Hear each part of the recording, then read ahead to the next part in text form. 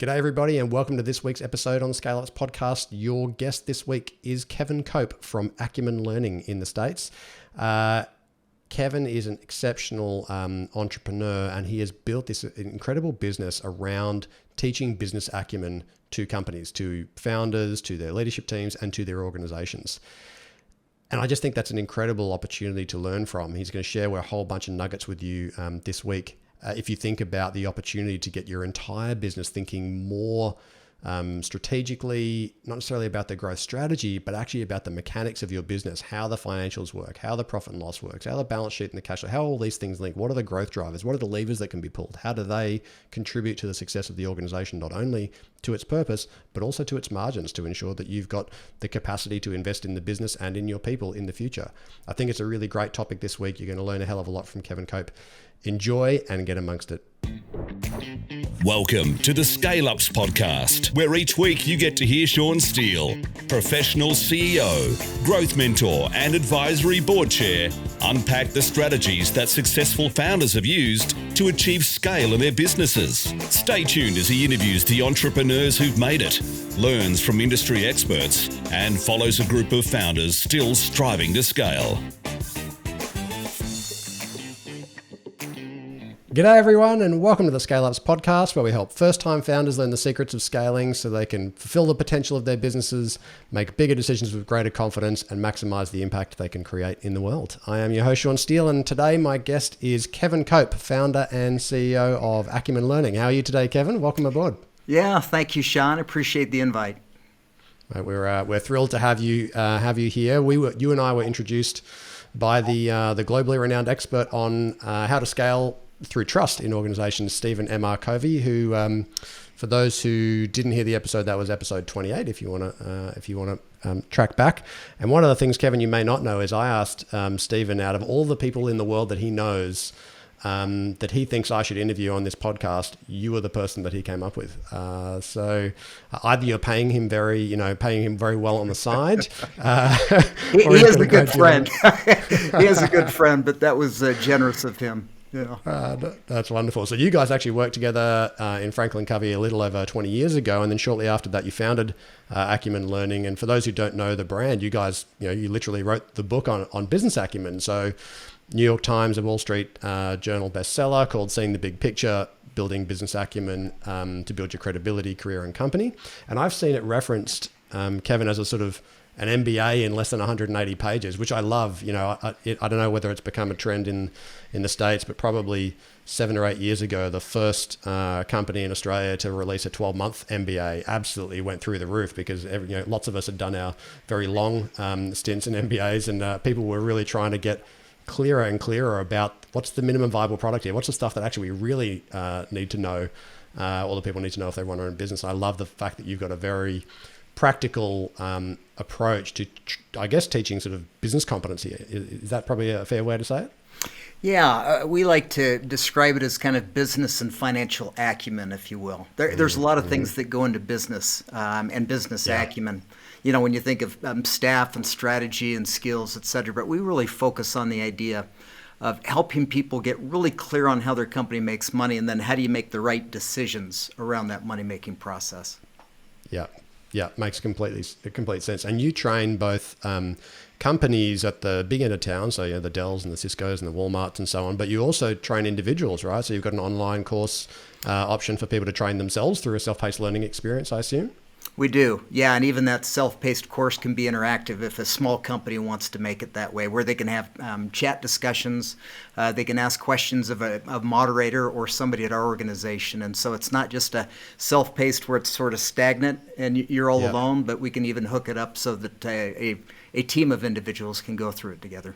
That's nice. And actually, I've put a lot of my teams and leadership teams through different learning experiences like that. And doing it as a cohort is always a really interesting way because you get the rich discussion about how we can apply that immediately on that project or this priority. That's nice. I know before we talk a bit more about the business of business acumen and also then the content and what it is that you're actually, the principles in which you're teaching people, you guys are going to be turning 20 years old, I'm assuming, in September this year?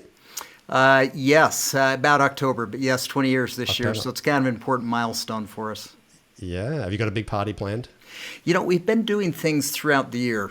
So, for example, we've got 20 service projects we're doing. We're looking to provide our digital content that you just mentioned a minute ago, our online course, to up to 20,000 individuals. So we're looking for folks that could benefit from that and may not have the means to be able to pay for it on their own. Awesome. And we're also going to our first 20 clients ever and connecting with them. And so we've got a lot of things we're doing around that 20-year milestone. Nice. And if you've got 20 billion in the bank, you might be able to buy 0.20% of Twitter, perhaps. Yes. Well, if it's 20 billion, maybe a little more. I think it went for 56 or 8 billion, I think was the price tag. So. Yeah, pretty amazing. Amazing times. Well, look, I want to get both into the business model that you've chosen for Acumen Learning and how the business, the business behind the business model has sort of grown, and then, of course, the principles you teach. How did you build your, in the sort of the genesis of Acumen Learning, how did you build your business acumen? Like, obviously, I know you had a stint there in Franklin Covey. What was the sort of path before that sort of created the genesis for starting the business in the first place? Yeah, it's a great question. So my degree was in business and finance. And then I spent 3 years in banking where we were in mortgage banking. So I certainly needed to apply and use my own business acumen, or at least hone it at that point in time. And then I joined the Covey Leadership Center. That's where Stephen and I first met. We joined at about the same time in 1989. And for that 10-year period, it was quite a ride. I mean, the company was at the forefront. The book came out the year, just a few months after Stephen and I joined. And The 7 Habits of Highly Effective People, which I think now has sold, 30 or 40 million copies. And so it was really quite a ride at that organization, and had a chance to go from sort of a more of a junior position in the organization to eventually being the executive vice president of the company while Stephen was the CEO of the organization. And so through that, I had to manage a good size of the organization, had to manage a P&L for that organization. And so it sort of thrust me in to that finance side of an organization. And I sort of had a natural, acuity, or at least it was something that felt fairly comfortable for me in the process. And so I think I had a good foundation, not only sort of in the training consulting industry, but also with kind of that financial bent, if you will. Yeah, makes a lot of sense. And can you talk to me about what's the business model of Acumen Learning, and why have you chosen that kind of business model? Obviously, you've got a message that you're trying to get to as many people as possible to help them improve their results in their business with themselves and their teams. What business model have you chosen that sort of underpins the revenue and how Acumen Learning makes money? Yeah, and so we're much aligned around a service model. So a lot of what we do is actually in person, or whether that's face-to-face or virtually. And so we find the nature of what we deliver is very customized. Because of that customized nature. So, for example, when we go into a client, it's not a generic course on, let's learn how to read a P&L and a balance sheet and a statement of cash flows. It's really, let's get really clear on how your P&L, balance sheet, and statement of cash flow reads. What are your key strategies around your financials? And what are the key levers we can pull to improve those financials? And so because of that customized nature, we find ourselves, delivering it instead of a sort of a, an off-the-shelf solution. It's something that requires either a person on site, or either we're delivering that virtually. And before COVID, we were probably now, I'd guess, 80% in person, 20% virtual. Right now, we're probably about 90% virtual and maybe 10% in person. The in-person's coming back. How do you think back that's going to... That's what I was going to ask. There's going to be a natural kind of rebound, resettling, new normal, whatever you want to call it. Yeah. What do you think that'll settle back at? Do you have a sense? Great question. I've pinged folks in the industry a little bit. My own read is I think it'll be somewhere around 50-50, and maybe if it's more than that, it would lean towards more virtual. I just and the longer people are used to using the virtual platforms, the more they're getting comfortable with it. More and more companies are deciding to sort of take a virtual officing approach versus a hybrid or an in-person. So the longer it goes, the more I give that 50% virtual, the odds of even being higher than that, maybe even 60% virtual and 40% in person. And I'm sure, like the rest of the education industry, you learned a hell of a lot during that COVID period about actually how to deliver a rich experience that is going to work virtually. Because on the one hand, we all sort of got forced into it, and people had to suck it up. And maybe our first attempts as educators weren't as good as they could have been. But over that period of time, you really start to learn how to create a room, how to create smaller rooms, how to create social engagement, how to create it not just like a chalk and talk looking at somebody on Zoom, but how do you actually make that interactive so it's still an enjoyable experience. And actually, for so many people now, they're going, oh man, like to actually travel and lose all that time when I could be doing this at home, and can't you guys just do this virtually? Are you having to do much hybrid where you're actually doing some face-to-face and you've got other people dialed in virtually? Yeah, we're doing more and more of that. I think... Right. Yeah, fortunately, about 20% of our delivery was virtual before COVID, so we were already in the game. Right. So our ability to pivot, it happened quite quickly. There were quite a few organizations that had no experience with it, and it's different. You can't just do a live rendition of your content or your teaching or your interacting even in a meeting. You can't replicate what you did in person virtually. There are some real important nuances you need to understand with that, and how to engage a team or an audience. And so we were fortunate to have already had some good experience in doing the virtual. But I'll tell you, the virtual world, the pandemic probably pushed us 10 years further down the road, and at a kind of a forced pace. In a lot of ways, organizations are finding the real benefits. We're finding that we can reach an international audience much more readily, and obviously a lot more cost effective than we were before. So the good news for us is, we're already doing about 10% of our business internationally now. We're, I'd say it's probably closer to 15 or 20%. We're also finding that you can go deeper in an organization. Maybe companies had the budget to take a certain level of employee through an experience, but now you can go deeper in an organization because you don't have the cost of travel associated with that. And so we're finding that our reach is, and our market opportunity is bigger than it was before. That's great. And, fundamentally for a sort of purpose-led organization, it means you get the skills into the hands of more people, right? Which really fuels impact, which I love. Just one final question on the delivery models. Given you've got this sort of blended and virtual and hybrid and face-to-face model going, are you guys already looking at the metaverse in terms of whether there's a way for in the future for you to deliver this through VR kind of experiences? Are you thinking about that already? It's on my radar. I was at a conference not too long ago where there were a couple of folks really pushing it, thinking, that's the new frontier. And it may be a little more bleeding edge right now, but it could become cutting edge before too long. So I'm certainly keeping my eye on that as well.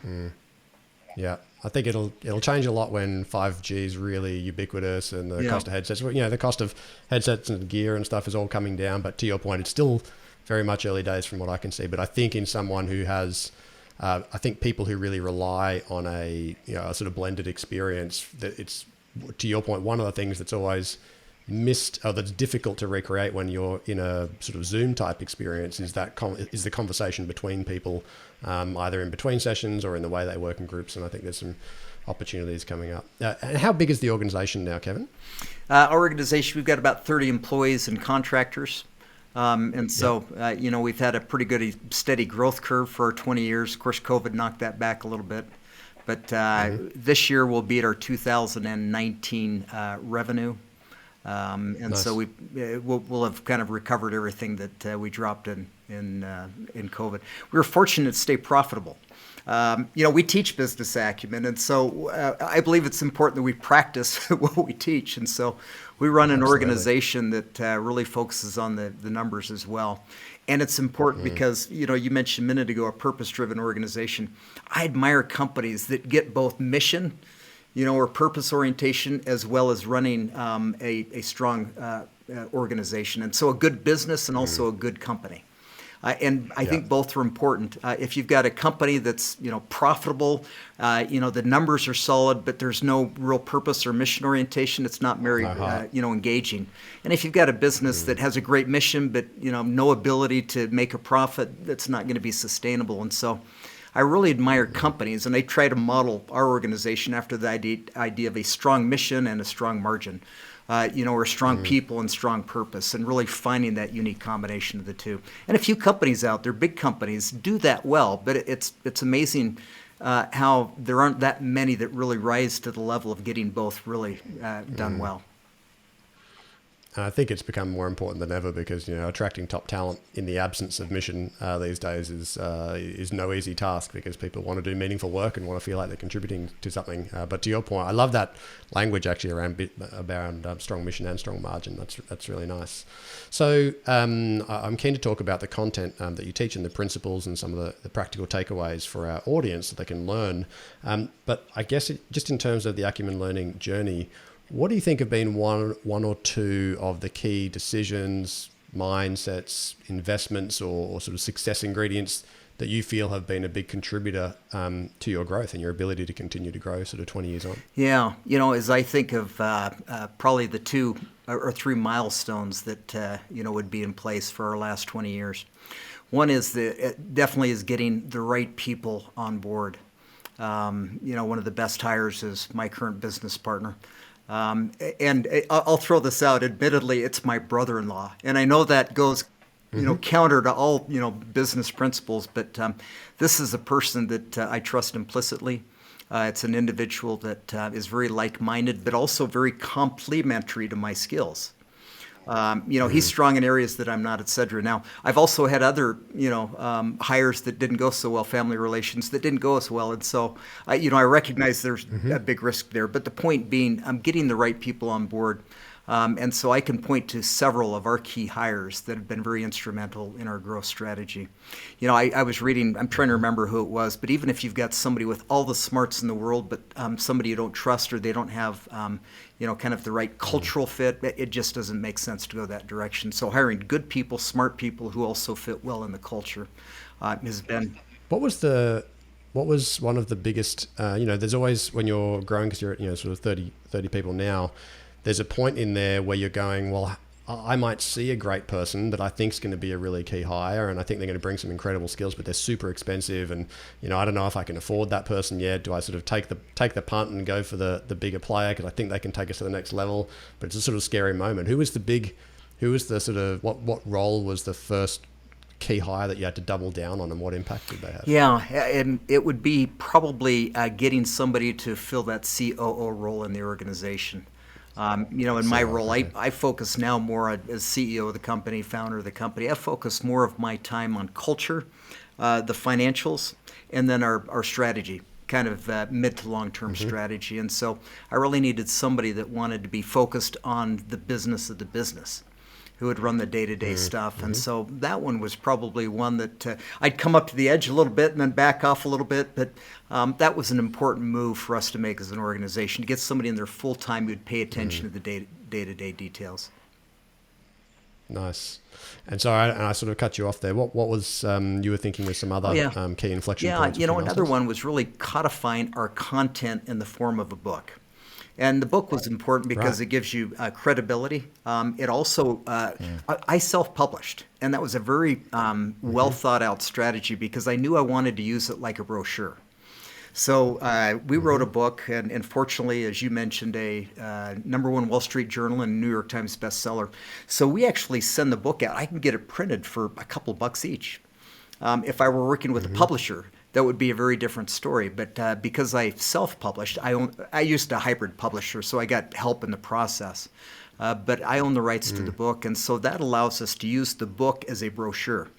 You think of the amount of materials people get out there in the marketplace, and they very quickly throw, a nice pamphlet away, but very rarely is somebody going to throw a hardcover book in the trash. And so that was probably a big strategy for us, a big move for us as an organization to not only codify the content, but do it in a way that we could make it most usable for our marketing efforts. And then we also included, of those that go through the program, they get a copy of that as part of it. So it's a way to reinforce the content as well. I love that.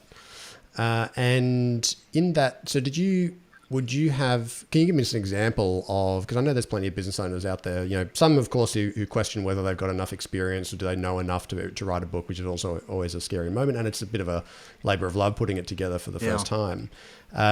how did you use it as a brochure? So was it, given to every sort of potential prospect, somebody inbound or somebody outbound? It's like, hey, you should have a read of this. And then there's a follow-up process. How did you sort of practically use that to Yeah, generate that's a great business? question. And so certainly we'll give it, if we go to a trade show or conference, we'll give those out quite freely. But we'll actually acquire lists of buyers that we're looking for in our industry. And so it might be that we're sending out 1,000 books in a book campaign. And we don't hesitate to do that. It costs more for the shipping than it does now the cost of the book. But that's an investment. So we'll send the book out. And just before we do that, we've got a whole campaign around it. So step one is we reach out to a potential client via email and say, hey, we're getting ready to send you a book. Be sure to look for it in the mail. We'll then send the book, and then immediately after we'll follow up, hey, wanted to make sure you got the book. This is via an email. Then a second email would follow up on that. Hey, we sent you a book a week ago and would love an opportunity to chat with you about the content in that book. And so we've got kind of a beginning to end marketing process with the book being sort of the centerpiece around that. Nice. I love that. Thanks for sharing the practicalities of that. Now, I guess if we turn our attention, because I could talk to you all day about your business, but I'm also really keen to extract some value of the actual content itself for our audience. So you've got the privilege of seeing. Before I get right into the content, one of the things that you have as a role is because you service all these clients and you are training these clients in business acumen, you get to see the patterns of founders and CEOs in the work that you do. What are some of the key and common mistakes that you see founders or CEOs making, which may or may not be addressed by your curriculum, but are things that you see are sort of triggers that often lead to pain that may have been otherwise avoidable? What are some of those things that you see? Well, Sean, as you and your audience will know, business can be tough. Business startups can be tough. And the last statistics I've seen is that about 65% of businesses don't make it 4 years. So the failure rate's about 2/3. For those that make a legitimate try, there are a lot of folks that have an idea, but they don't really get down the road. So you've got about a 1 in 3 chance of making it 4 years. And I find that, they say one of the big reasons is they run out of cash. But, if I were to nutshell it, I would say that a lot of folks starting or trying to grow a business, that they're very passionate about the product or service they have. And maybe that's why they started the business, because they love, for example, cooking, so they start a restaurant.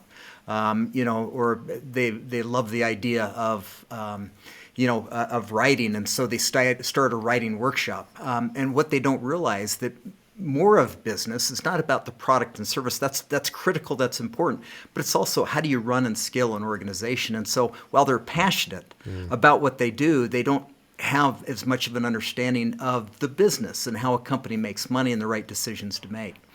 And so I'll tell you, one of the first things that really surprised me when I started this 20 years ago, I started it with the idea in mind that this would probably be really good for front-level individuals, not leaders or owners of a company, because, they all got it. But, maybe just the frontline employee.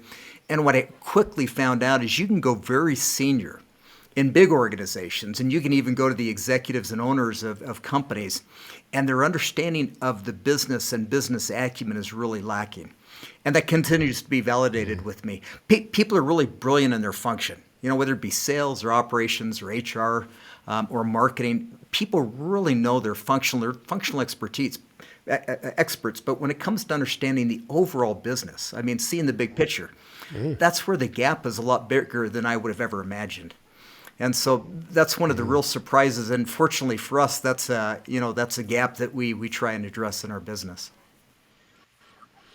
I remember, it brings to mind my career path as an executive. And I remember getting into my first executive leadership role, running a large sales and marketing function, business development, product strategy and stuff, and having that exact experience. We had this great external coaches that were, they sort of said, look, everyone needs to think and act like the CEO, like all of you guys. The CEO shouldn't be sort of adjudicating or every one of you needs to be putting on that kind of hat. And I was like, I've never had any formal training whatsoever in how to read a P&L, a balance sheet, a cash flow statement. So how is it that I'm going to make those decisions? Yes, I can have empathy for the other functions, but actually I've never even had that training. So of course I go off and I do an MBA, and you start to go through that process. And I realized that actually it still wasn't teaching me what I needed to know. And so it was mostly through seeking out mentors and getting people to help in specific areas where I could see that they understood those things to actually really help me build that business acumen. But to your point, there's a lot of people that come up the functional chain into very senior roles and manage very large teams who have just never had any training at a broad sort of business acumen And level. Sean, some of them are afraid of it a bit. They sort of fly under the radar and hope they're not in that meeting where somebody says, well, what do you think we ought to do to improve our, cash flow? And they're a bit terrified that they're going to be put on the spot in that situation. So part of it is they've never had the opportunity, and part of it is they've sort of run from the opportunity a little bit because either they don't feel it's in their sweet spot or they're a little afraid they'll be found out, in that kind of process. And so, again, we've got to get some people over that hurdle of first not having a background in it. And sometimes, too, it's kind of getting them over the fear of getting them into this area that they may have felt like it's not their sweet spot, that's not me, that's somebody else. Yep.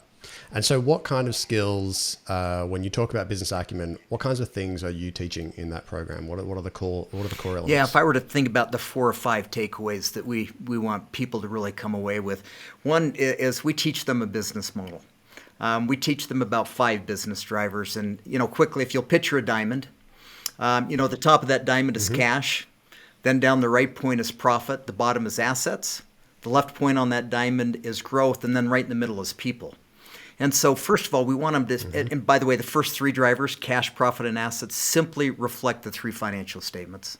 The statement of cash flows, the profit and loss, and the balance sheet. So that's why you have cash, profit, and assets as 3 points on that diamond. The fourth is growth, because that builds value to business. And right in the middle is people, which refers to employees and customers. And so one is we want them to understand that model because it's a model you can use to assess your own business, to evaluate another business. You can use that model to make a decision. And so that's kind of step number 1 is getting that basic framework. Step number 2 is then we want an individual to be really clear in their organization, how is the company performing around those 5, cash, profit, assets, growth, and people. And then we like to also benchmark a company's performance against others. And if it's a smaller organization, hard to get benchmarks, you can at least get some industry averages because you want to get a sense of how we're performing. Some companies think they're great, they read their own press clippings and don't realize that even though they're surviving and seemingly doing well, they could be doing better as they stack up against others. Yeah. And then a third takeaway is we want them to have a good working knowledge of the 3 financial statements, the statement of cash flows, profit and loss, and the balance sheet. And not just theoretically, but their own companies. And as part of that, being really clear on what are the levers you can pull to improve performance. So you talked earlier about an MBA in 180 days. To some degree, we want people having an MBA in their own organization, not just a theoretical understanding of financials, but a real understanding in our company. What does our performance look like around those? Another fourth takeaway we want every individual having is being really clear on Monday morning or the next day what actions they're going to take. I love the Chinese saying that says to know and not to do is not to know. So if somebody says, yep, I understand it, I know how to read the financials, and they do nothing with that, it really suggests they didn't get the learning in the first place. And so number 4, they need to be really adept at making better decisions for the company. And then last, I'd say be a real good communicator of the financial performance of the company to their teams and to the others in the business. So go from knowing themselves to now leading others in the process. Leading and teaching.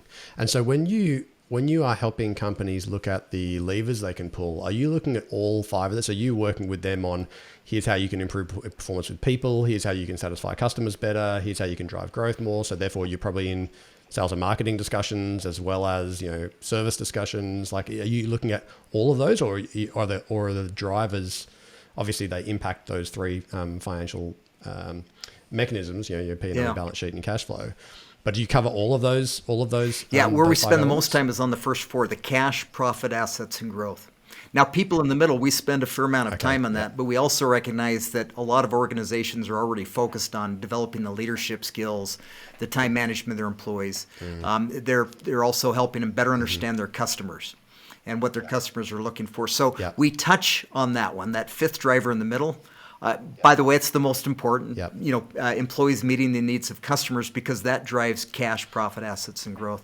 But there are a lot of other complementary programs that address that. So our primary focus is on the first four. Got it. So what would you say are some of the, if we talk really practical terms and things that people could take away from today and actually implement straight away, or ask themselves straight away, or teach their team tomorrow, or take action on? What are some of the gold nuggets in the training that you teach that you always notice tend to get sort of aha moments, or create impact, or create movement quickly? What are some of those things that people could take away from today and start implementing straight away? If I'm thinking of an entrepreneur that's listening to this and they're wondering, okay, so, where should I start? What should I do? I would think about it this way. Number one, I would become a student of business. If you're not naturally inclined towards the financials of your organization, maybe you're sort of the product leader, or the innovator, or the visionary, I would encourage you to become a student of the business, and not business in general, but also the business of your business. Now, it doesn't mean you need to become an expert, but don't delegate all of that to somebody else. If that's not you, make sure you've got a good partner you trust. But I would also encourage you not to, to wash your hands of it completely. I would encourage any CEO to have a good understanding of how their company is doing financially and how it's performing. So that's step number one. If that's not you, I'd get down that path. Become that student, and daily spend some time in the business news, looking at other books or articles, just to build your own acumen around that. Number two, I would create dashboards for your organization. I call it the 5 faves, for my business. And so, once or twice a week, I'll ask my assistant, I'll say, hey, can you get me the 5 faves? And it basically refers to key measures that I track for organization, like revenue and our revenue growth year over year, our current profitability year to date, and profit year over year. What's our receivables looks like, what's our cash on hand, and then what's our profit margin. And so that might not have totaled exactly 5, but it started as 5 and I expanded it. But point is, have a dashboard. And this, I believe, is especially important. Sean, you talked about targeting sort of the 2 to 10 or 2 to 20 million, range for organizations. Make sure that your dashboard includes measures for profitability and cash flow. I think, many organizations sort of in that startup, or, they're past the startup, but, they're trying to grow. It's really easy to focus on revenues. Yeah. Really easy. I mean, Amazon went 8 years before it turned a profit. Now, they're unusual because investors believed in the model and they were willing to put money in. But by that 8th year, they were quite impatient, with Amazon to start turning a profit. And so in your dashboard, I would include profitability and cash flow numbers. Those you ought to be tracking. You look at Sears Holding right now. I read the other day, they're down to 4 stores. They just closed one in New Jersey. They have 4 left. So here's a brand that was, outside of North America, the Sears Kmart brand. And here they are. They're 100 and almost 30 years old. And they're about out of business. And my point there is you're never too big, or you've not been in business too long where you can't pay attention to the fundamentals. And Sears really lost its way and had negative cash flows, run out of cash, and they won't be around too long. So that's number 2, a dashboard. And on the dashboarding side, do you tend to spend, some of those, of course, are lag indicators and outputs, I guess, of efforts in the business, of, sales and marketing, of customer satisfaction, of a whole bunch of things. Do you spend as much time focused on tracking the inputs as you do the outputs? So do you look at the outputs as a health measure, and then the moment if there's any kind of red flag or a trend that's going in the wrong direction, you then sort of jump and dive back into the inputs? Or do you spend as much time focused on the inputs, knowing that they don't, of course, just take care of the outputs? Because to your point, if you're not really watching profitability, and which I've seen some great, like you said in COVID, you wanted to make sure the business remained profitable. It's very easy to spend your crisis time making sure the revenues continue in some way, but actually, if you're losing money, that's not going to last for too long before you run out of it. So how do you think about the input side? And so I'm looking at that 5 faves, that sort of high level view of the company. Probably once or twice a week, just to track trend lines very carefully. As it goes to the other inputs to that, I meet weekly with my senior team. And that's where we go much deeper into the inputs. Now, on a weekly basis, we're still probably at a higher level. And then we meet monthly, usually about monthly as a leadership team, and that's where we go much deeper into the inputs. And it's really nice to use, as you described, sort of the outputs, those 5 faves kind of thing, overall revenues, profitability, and cash flow, to give context for the input discussion, to say, as we look at our overall trends, it looks like our profitability is starting to, get squeezed a little bit. So let's start looking at the big areas of spend and what are the key, inputs that, where are we spending our money? What kind of return are we getting on those investments, et cetera? So I find that the output discussion, as you described it, is happening for me once or twice a week. With my leaders at least once a week, and then more of the inputs, that's happening more on a monthly and then probably quarterly basis for us. Yeah, and no doubt your managers are spending more time on it because you're the CEO and you're trying to make sure that you've got that helicopter view, but they are probably seeing the inputs far more frequently. Whoever's running sales, I'm sure, is within an inch of their life knows where every lead is and where every deal is, current conversion rates and all the rest. So I'm sorry, I cut you off there. You talked number 2 was dashboards. Number 3 is educate your team. And so this is what we do as an organization. And I think there's several reasons why it's important to do that. The obvious is, when people are really clear on how the company is performing, then they can create better line of sight to, how their actions can impact that. And we're finding that, we've got the great resignation going on. Where employees are finding in a virtual environment they can work nearly everywhere, and so they're much more mobile right now. It's really an employees market right now. We're finding that helping people be really clear on how the company makes money and what they can do to impact that is helping with engagement. Sean, if you look at employees and or millennials and Gen Z folks, they want to know how they matter, how they fit in, and how they make a difference. They're hungry for that. And so the more they can be really clear on how they make a difference in the organization, they're going to be more engaged. And so we're finding not only is business acumen, helping employees be really clear on how the company makes money and their role in that, it not only improves business results, but also increases engagement for employees. So, which is especially important right now. I couldn't agree more. I purchased a large business as part of my group CEO role some years ago. We purchased a large business that was, to be honest, doing very, very little profitability. And so day one priority after sort of moving on the pre-existing CEO was to work on culture and to make sure that we actually had some cash flow and that the business profitability-wise wasn't doing great. And we were the first people in 5 years to actually show people the profitability of the business. And I remember, doing our first roadshow and sticking up the last 5 years of financials where the revenue had gone sideways and the profitability had gone backwards. And I remember saying to them, in every room that we'd gone around the country for these roadshows and saying, what do you guys think the profitability should be? Because, one person had looked at the profitability and made a joke about the fact that the coffee cart downstairs was probably making more money than we were. And we had 120 people. And what was great about that was then in the next 6 months, we had a bottom-up built everybody. We had a live dashboard going every day, or that everyone could see, I think every week perhaps, where we were reporting on all the cost savings that the team had actually found themselves. So, the people on the front desks were going, well, hey, we're getting 5 papers delivered here, newspapers delivered here a week. We could probably drop that to a digital version. Okay, bang, there's $1,000. Bang, it'll be up on the dashboard. And we completely rebuilt the culture of engagement around saying it's okay to talk about financials. It's okay to know where the money's going, and it's okay to participate in that because you know why? Because the profitability represents our ability to reinvest in this business and create, better opportunities and new products and things that allow you to grow and try new things in the business. And once I think people got that and profit stopped being something that was sort of dirty or left to management, and it was everybody's job to create an environment where we had sufficient profitability to invest in growing the business in the future, everybody got behind it and it built incredible engagement in that business. So I couldn't agree with you more. And I think too many people hide the numbers from their teams because they're not sure about how they're going to feel about it or whether it's appropriate to, but I think it's the opposite. I think the more appropriately transparent that you can be, engaging people in that process, not just so they know, but so they know their role, they participate, they know what the drivers are, they know how they contribute. That can really they're hungry for that, Sean. You're spot on. Absolutely hungry to know how they can make a difference in an organization, how they can matter to the business. And with that, I find most CEOs, most business owners, And especially if it's a CFO or a finance type, they talk over the heads of employees.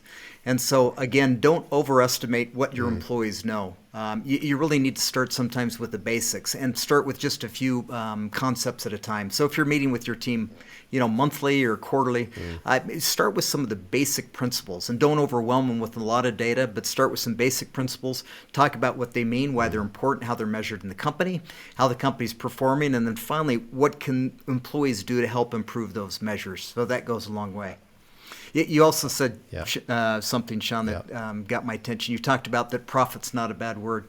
There were a few years there where, profit was that, and people were really against it. Even in companies today, sometimes there are folks that might say, look, I'm not about profit. I'm all, mission and purpose driven. Well, remember, if you don't have profitability, you can't sustain a mission. And Albert True, the president of Freeman Companies, made a comment, and I'll sort of paraphrase, but he said, profit is actually the most benevolent thing we can do for employees and our customers, because generating a profit is what allows us to reinvest for their benefit. And so, if you view profit 100%. For what it can do for an organization and furthering its mission and its purpose, that is powerful. We ought to all be interested in that for the good that it can produce for an organization. Yeah, couldn't agree more. I know a company in Australia who they have a standard operator. This is the second they built and sold a very successful professional services firm, and in the second round, they've actually just got a standardized model where 30% of the profits are distributed to the team on an annual basis, and so everybody's very interested in the profitability of the company, both because it creates those opportunities for growth and more resources and new products, new services, and all those things that help them be able to learn new skills and develop in their careers. But of course, they also get a sense of financial return from their contributions that improve. And that leads me to the fourth thing that I'd recommend. So, and that is, please, bonus your employees on what you're trying to accomplish most in the organization. So certainly, if you're not sharing profitability, and if you're not, I get that. For an entrepreneur or, a business. But certainly you can focus on, revenue. But to the degree that your leadership team can be involved in profit measures and be bonused not only in revenue growth, but profitability and even cash flow measures, that's where you're going to get much better behavior in an organization. And certainly... can you give me an example of how you would bonus an executive? So for example, you could have, let's say you've got a revenue forecast of $10 million for the year. That's certainly easy to bonus on. Your profitability might be, let's say you're looking for a 10% profit margin. That would be average for most big companies.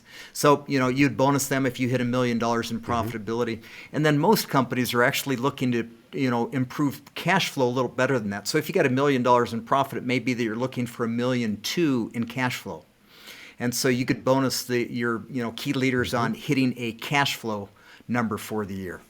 And so that would be one way to consider doing it. Got it. And I imagine another way, even like as a lead indicator, maybe I guess it's always about it's always about the study of consequences, isn't it? If I incentivize this behavior, what's that going to do, and what's the second and third and fourth order consequences as a result of people having that measure? But I imagine almost the preceding indicator to that is how do I get up my cash conversion cycle from might be 45 days or something? How do I get that to 30 days as a result of knowing that's going to build cash flow? So this interesting, and I've never actually bonused an executive leader on cash flow. So it's very interesting. It's an interesting thought. I like that sort of alignment of incentives. Along that point, if you think about it, cash flow is more important than profit. A company could be losing money yet had positive cash flow. Boeing was doing that for a couple of years. Had negative net income, but they still had positive cash flow. And so it's a number that I would encourage entrepreneurs and business owners to think more about as an organization. And Sean, you hit to the point of if you want to go a little deeper into the inputs to cash flow. You mentioned days sales outstanding. That could be one. Days turnover. You could look at inventory. Amount of inventory on hand or inventory turnovers. You can look at your payables. And so if you wanted to go a little deeper, not just bonus cash flow for the year, you could incent, the payables department to make sure that they're getting collections down, the receivables department to make sure that, they're getting days down, et cetera. So there's a way to bonus the inputs of that. Yeah. Yeah. Got it. So that Yeah, those were the was four number things 4. that Was there a fifth? come to mind as I think about, if I Oh, were this to is a give 4. you Okay. advice on 4 areas to focus on, it'd be those. How do you suggest, let's say there's a founder who hasn't put their, a founder who's maybe only got, I don't know, 10 to 20 people in their organization, and therefore they've got very few, senior leaders. They might have, a manager or two, but they want to build the business acumen of the greater team. Do you see people going to your online learning to take a whole business through that kind of model? Like if they're at that size, what would be your recommendation to a founder who really wants to just start to increase that level of business acumen from the top to the bottom in that size organization? There are books out, a lot of good books out there that can help people sort of get down that path as well. I think there's a lot of online content. We think ours is good, but there's a lot of good stuff out there. But if I were an entrepreneur, a leader, an owner of a company, I'd be involved in that learning process. So I would really approach it not from, boy, team, here's what I want you to do. I would really roll up my sleeves and make it a team experience, so they're going through it together. Even if a CEO is a financial whiz and an expert, I think there's real power in doing it together. Because remember, understanding the concepts is just part of the equation. The other part is, so how do we apply that in our organization? And that's the conversation that you as a CEO want to be a part of in that learning process. And so I would pick the learning approach. Books, online content. You would even be a part of delivering some of that as well, possibly as a leader. But be immersed in the process with your team, especially if you're a smaller team, so that you really have those rich discussions about how do we apply this to our own business. Beautiful. Thank you, Kevin. I think there's a lot of great gold in there for founders to think about in terms of how they can practically start to make some steps towards building the business acumen of their teams.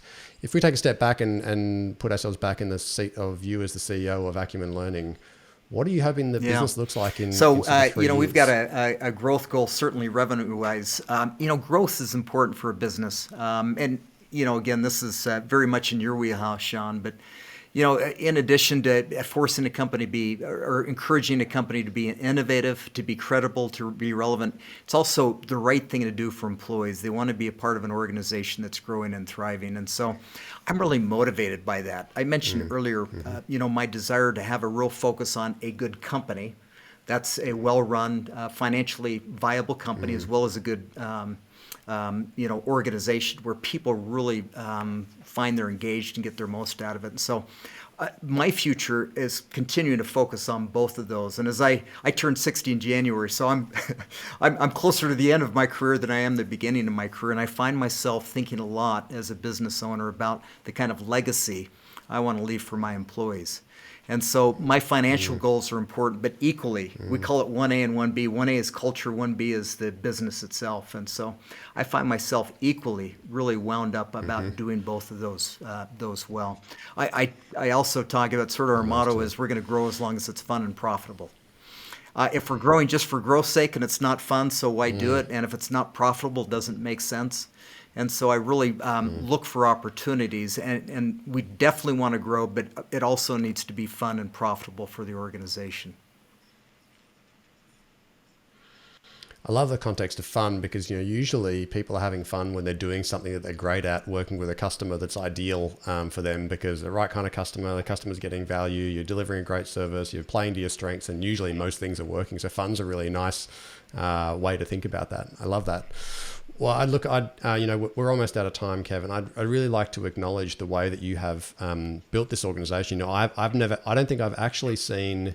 There's plenty of people that, of course, have different content curriculum that teaches businesses about different things, but you're the first company I've actually ever seen really try to own that concept of acumen in a business and define what it is, and then actually build curriculum that's available in lots of different formats to allow individuals to get through that content as well as leadership teams. So I think that's really exciting. I know I'm going to go and have a look at the sort of the stuff that you've got in case that could be suitable for the kind of clients that I support. But I value the way that you've built this business. I love that also you've been in the game for 20 years, and the business, you haven't gone for scale as the number one priority. And you can hear that in the way that you've talked about the business. If it's not fun and it's not profitable, we don't do it. And so you're very comfortable with a business that's at 30 people, and that's a good sized business, and you've still got room for plenty of future growth. And it's really exciting that that's now starting to grow internationally as the world's become a little bit easier to access. So, I certainly hope to see you in the metaverse and us both educating people on how to grow their companies in new and interesting ways. And thank you very much for sharing all of your wisdom with us today. How would people, if people wanted to know more about Acumen Learning or to sort of follow on with the journey of the company? Yeah, thanks for asking. Our website is acumenlearning.com. My LinkedIn is Kevin Cope with a capital K and a capital C in that. So Kevin Cope, you can connect with us on LinkedIn. And would love to share more about what we do. And also, Sean, want to thank you for having me on this program. And, I'm an entrepreneur at heart as well. I've also helped my boys start a business that's also, growing quite well also. And so I'm an entrepreneur. So I'm not only a teacher of this, awesome, but also a practitioner in my own organization, my son's organization. So it's a pleasure to be involved with folks that are thinking about these kinds of things. So thank you, Sean. That's awesome. My pleasure. Well, thank you very much, Kevin Cope. Folks, I hope you've enjoyed the show today. Big thanks to Kevin. Before you go, if you liked what you heard today, please make sure you subscribe if you're on Apple Podcasts or Spotify. By the way, if you don't realize, I think Spotify's just made a release, which hopefully, by the time this goes live, we'll be ready to show you a video version. So the video version of the podcast is already available on YouTube, so you can watch it on there. But if you are on Spotify as a player, you're now going to be able to see video versions of the podcast as well. You can go to the website, scaleupspodcast.com. You can leave your email there and we'll let you know when new episodes are sort of ready to drop, or of course you get pinged on your phone. And if you love the socials, then please come and find us on @ScaleUpsPodcast on any of your favorite socials, except Twitter, because I still haven't got my head around wanting to be involved in Twitter. You never know, maybe one day. So to everybody listening today, just remember that the only thing that can guarantee that you won't be able to scale is giving up. There's no guarantee that if you stick in it, you will scale, but at least if you stay on the horse, you've got every possible fighting chance. You've got to stay unshakable in your faith that you're going to get there, but remain flexible in your approach and continue learning. And you had some great insights today, hopefully, from Kevin. You've been listening to the Scale Ups podcast. I'm Sean Steele. Look forward to speaking to you again next week. G'day everyone, just a couple of quick things before you go. If you have questions that you'd love myself or an upcoming guest to tackle about challenges that you're facing in scaling your business, please just jump straight on the website, scaleupspodcast.com. You can record your message straight from your mobile by hitting the button on the right-hand side of the page, or you can just email them the old-fashioned way, questions@scaleupspodcast.com. And just a quick reminder, nothing we spoke about today constitutes financial or business advice. If you are considering making big decisions in your business, seek out a professional who can look at your situation in detail and make sure you're getting sound, personalised advice. Thanks for listening. Look forward to being back in your podcast feed next week.